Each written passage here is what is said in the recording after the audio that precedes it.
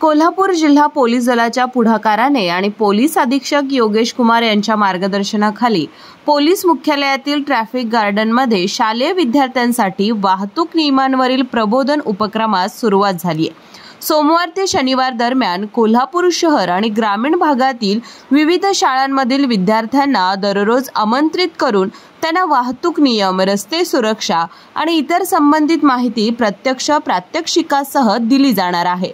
या उपक्रमाअंतर्गत विद्यार्थ्यांना वाहतुकी संबंधी विविध महत्त्वाचे घटक उलगडून सांगितले जात आहेत।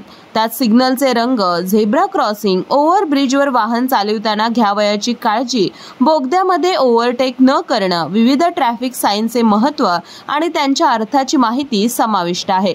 शिवाय विद्यार्थ्यांना रस्ते सुरक्षा, वाहनांबाबतची साक्षरता आणि वाहतूक नियंत्रण कसे कार्य करते याचीही प्रत्यक्ष अनुभूती दिली जात आहे। प्रशिक्षणाच्या पहिल्या दिवशी ताराराणी विद्यापीठ शाळेचे 60 विद्यार्थी उपस्थित होते। यावेळी पोलीस अधीक्षक योगेश कुमार गुप्ता यांनी विद्यार्थ्यांना अपघात टाळण्यासाठी घ्यावयाच्या खबरदारीबाबत मार्गदर्शन केले। कार्यक्रमाची सुरुवात त्यांनी ध्वज दाखवून केली। यानंतर BDDS श्वान पथकाचे प्रात्यक्षिक विद्यार्थ्यांसमोर सादर करण्यात आले।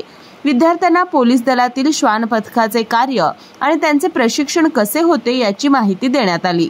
तसेच पोलीस दलाकडील विविध प्रकारची हत्यारे दाखवून त्याचे उपयोगही समजावून सांगण्यात आले।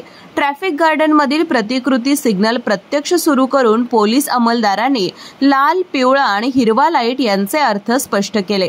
रस्त्यावर सुरक्षिततेची काळजी कशी घ्यावी, अपघात टाळण्यासाठी कोणती खबरदारी घ्यावी याबाबतही प्रत्यक्ष माहिती देण्यात आली। जिल्ह्यातील सर्व शाळांनी विद्यार्थ्यांना या उपक्रमात सहभागी करून त्यांच्या भविष्याची सुरक्षित वाट घडवावी असं आवाहन जिल्हा पोलीस दलाकडून करण्यात आलंय।